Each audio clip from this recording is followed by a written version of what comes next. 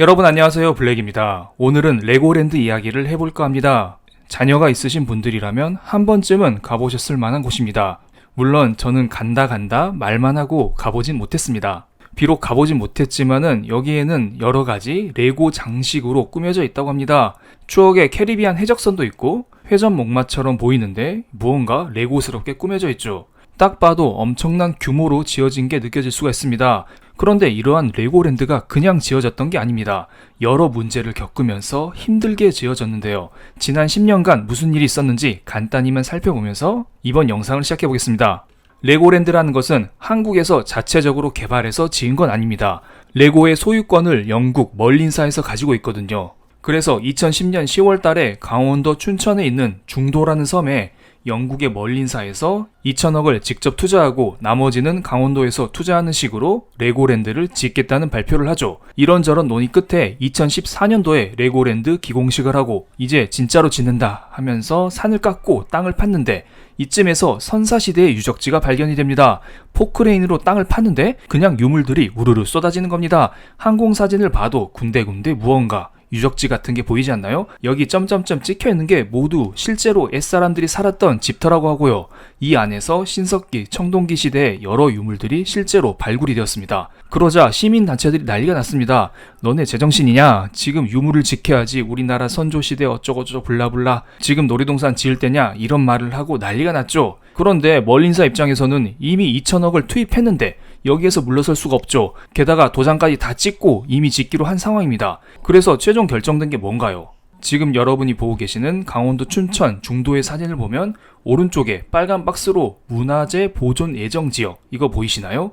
이렇게 이 부분만 남겨두고 나머지를 레고랜드로 개발하기로 해서 2022년 5월 어린이날에 오픈을 했습니다. 그런데 오픈한 지 3개월 후에 나온 기사를 보면은 레고랜드 방문객이 3달 만에 반토막이 났다는 기사가 나왔네요. 첫 달에는 13만 명이 방문을 했는데 7월 달에는 7만 명으로 관심이 뚝 떨어졌습니다. 흔히 말하는 오픈빨로 사람들이 많이 왔었던 거죠. 저도 실은 이때 가려고 했지만 사람들이 여기 들어가는데 몇 시간 걸린다. 막상 가면 볼 거 없다. 이런 이야기를 하니까 실제로 가지를 못했습니다. 레고랜드 측에서는 1년에 200만 명 정도 올 것이라고 예상을 하고 지은 건데 생각보다 사람이 오지 않죠. 수익성이 그만큼 안 나오고 있는 상황입니다. 그런데 갑자기 이런 기사가 나왔습니다. 강원도 채무 불이행에 회사채 CP 연쇄마비. 기업 자금줄 끊긴다. 이거 무슨 말인가요? 레고랜드에 사람이 오지 않아서 강원도가 망하게 생겼나요? 약간 뚱딴지 같은 소리가 갑자기 튀어나왔죠. 그래서 제가 무슨 일이 있었는지 간단히 여러분께 정리를 드리겠습니다. 강원도에서 강원중도개발공사라는 SPC 껍데기 회사를 하나 만들었습니다. 강원중도개발공사의 최대 주주가 강원도죠. 쉽게 설명드리면 그냥 강원중도개발공사 자체가 강원도라고 생각하시면 편합니다. 강원도가 레고랜드를 위해서 빚을 낸 게 좀 많습니다. 부채가 2140억이라고 하죠. 2020년도에 강원도는 레고랜드를 짓기 위해서 2050억 규모의 PFABCP를 발행했습니다. 당연히 강원도가 만기의 지급을 보증하겠다 이 말을 했습니다. 실제로 강원도는 만기 때 이렇게 해서 2050억을 갚을 예정이었습니다. 보유하고 있는 부동산을 매각하고 레고랜드 수익으로 어느 정도 충당할 계획이었는데 이게 잘 안됩니다. 요즘 경기가 안 좋아서 사람들이 레고랜드도 안 가죠. 금리가 올라서 부동산 거래도 안 되잖아요.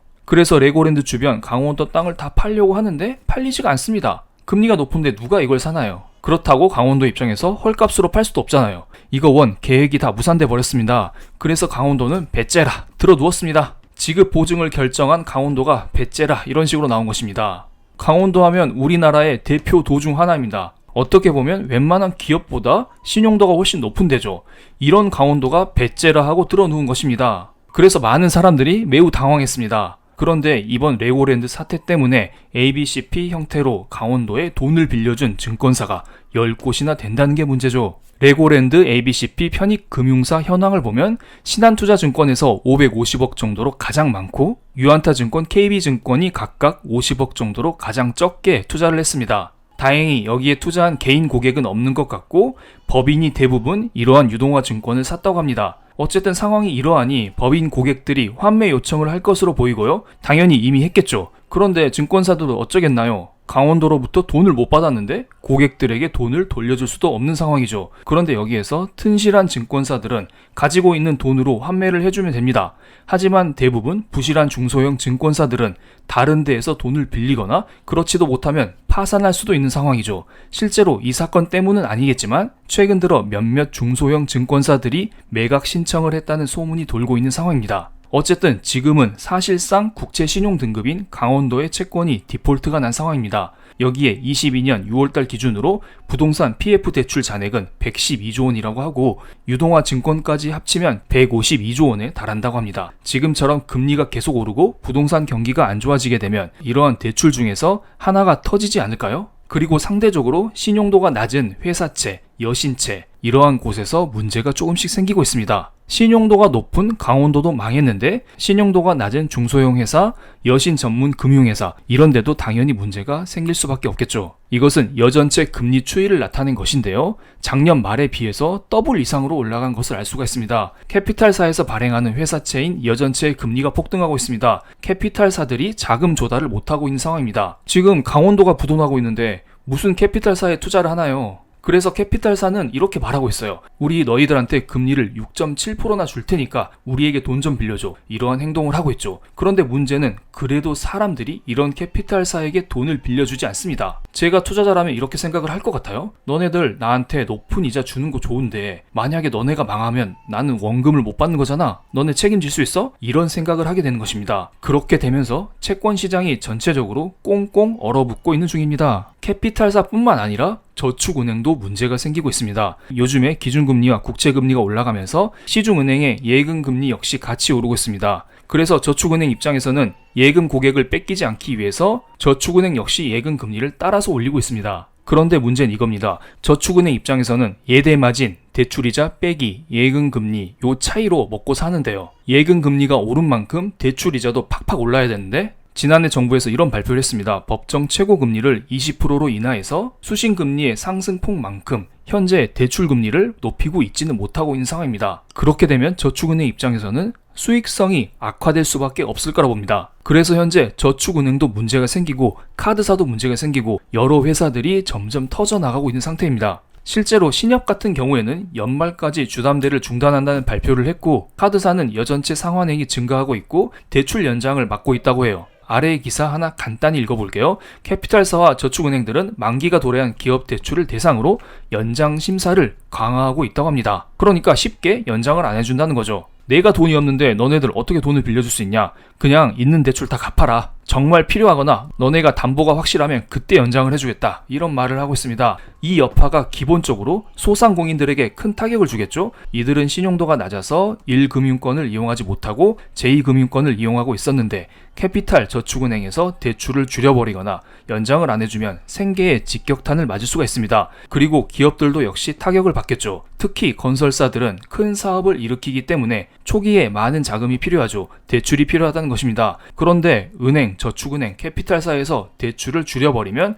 건설사 입장에서는 큰 타격을 받을 수밖에 없습니다. 그래서 최근에 롯데건설이 2천억 원 유증을 발표했습니다. 롯데건설에선 이렇게 말하고 있어요. 지금 금리가 오르기 때문에 은행권에서 기업 대출을 줄이기 시작했는데 그래서 자금 유통을 위해서 선제적으로 대응을 한 것이다. 그리고 롯데건설은 최대 주주인 롯데케미칼로부터 추가 자금 공여를 받았습니다. 그만큼 롯데건설이 사정이 안 좋다는 것일까요? 여러분, 캐슬에 살고 싶어요. 이거 아시죠? 롯데건설은 롯데캐슬이라는 유명한 아파트를 보유하고 있습니다. 이러한 건설사도 무슨 이유에서인지 돈이 부족해서 돈을 끌어다 쓰고 있는 상황입니다. 그러니 다들 불안해하고 있는 것이죠. 물론 시중은행은 굳건하겠죠. 일부 저축은행, 중소형 건설사, 중소형 캐피탈 회사 이런 회사들이 망할 가능성이 충분히 있어 보입니다. 지금 상황은 누구 하나가 망해서 사람들이 정신 차리고 돈이 투입되어야 끝날 상황으로 보입니다. 실제로 정부는 이러한 중소형 회사들의 부도를 막기 위해서 1.6조의 체한 펀드를 투입했습니다. 그런데 실제 상황은 그렇게 개선되고 있지 않아 보입니다. 이것은 한국의 10년물 국채금리인데요. 일반적으로 국가에서 발행하는 채권은 안전하다는 인식이 있습니다. 그렇기 때문에 되도록이면 크게 오르진 않습니다. 이렇게 생각하시면 편합니다. 지금 현재 한국의 10년물 국채금리가 4.6%입니다. 국채금리가 오르는 이유는 다양하지만 한국이란 나라가 흔들리게 되면 한국의 10년물 국채금리는 오를 수밖에 없습니다. 내가 만약에 한국이란 나라에게 돈을 빌려준다고 생각을 해볼게요. 한국이 나한테 와가지고 내가 4%의 돈을 빌려줄게 이런 말을 하는데 제가 약간 이상한 생각이 듭니다. 만약 내가 4%의 이자만 받고 돈을 빌려줬는데 나중에 이 나라가 망해서 돈을 못 받으면 어떡해? 이런 생각을 하게 되는 것이죠. 그러면 한국이 저한테 이런 제안을 하죠. 4%로 만족 못해? 그럼 내가 4.6% 줄게, 4.7% 줄게, 4.8% 줄게 이렇게 이야기를 하는 것입니다. 즉 신용도가 떨어지는 기관에서 발행하는 채권인 경우에는 점점 금리가 올라갈 수밖에 없는 것입니다. 최근 들어 한국의 국채 금리가 올라가고 있죠. 레고랜드 사태가 그 불씨를 당겼다고 보고 그 이후 여러 가지 나오고 있는 기업들의 자금 조달 실패 상황들이 한국의 10년물 국채 금리를 덩달아서 끄집어 올리고 있습니다. 정부에서 채권펀드를 투입했다고 하는데 한국의 10년물 국채 금리가 전혀 진정이 되고 있지 않죠. 그래서 증시 역시 다 같이 흔들리고 있는 것입니다. 주식과 비교를 하면 국채 금리는 대형주라고 할 수가 있고 일반 회사채 금리는 중소형주라고 할 수 있습니다. 그리고 영상 중간에 소개시켜드린 여전채 같은 경우는 그냥 계잡주라고 할 수가 있죠. 일반적으로 증시 같은 경우에도 대형주가 먼저 안정화되고 그 다음에 중소형주, 계잡주 이런 식으로 순차적으로 안정화됩니다. 그렇기 때문에 우리는 한국의 국채 금리가 먼저 안정화되는 것을 체크할 필요가 있어 보이고요. 그런데 지금 가뭄의 단비처럼 희망적인 소식이 하나 나왔습니다. 바로 미국에서 어떤 소식이 들려왔는데요. 월스트리트 저널에 따르면 연준에서 11월 달에는 자이언트 스텝을 단행할 것이지만 12월 달 연준회의에서는 금리 인상폭을 완화시킬 것이다. 이러한 말을 하고 있습니다. 그러니까 현재 연준회의가 2번 남았습니다. 11월, 12월 두 차례 남아있죠. 많은 사람들이 지금 연준에서 11월 달에도 0.75% 금리를 올리고 12월 달에도 0.75% 금리를 올릴 것으로 전망을 하면서 현재 미국의 국채 금리가 급등하고 있는 상황입니다. 그런데 월스트리트 저널에서는 12월 달에는 아닐 거야. 12월 달에는 0.5% 정도만 올릴 거야. 이렇게 사람들을 안심시키고 있는 것입니다. 월스트리트 저널은 그냥 단순한 저널이 아닙니다. 지금까지 여기에서 연준회의 직전에 나온 기사들을 다 모아보면은 연준회의 결과를 그대로 맞춰왔었거든요. 무언가 연준 내부에 끈이 있지 않나 이런 생각을 많이 하고 있습니다. 그렇기 때문에 연준회의를 앞두고 이 시점에 이런 기사가 나왔다는 것은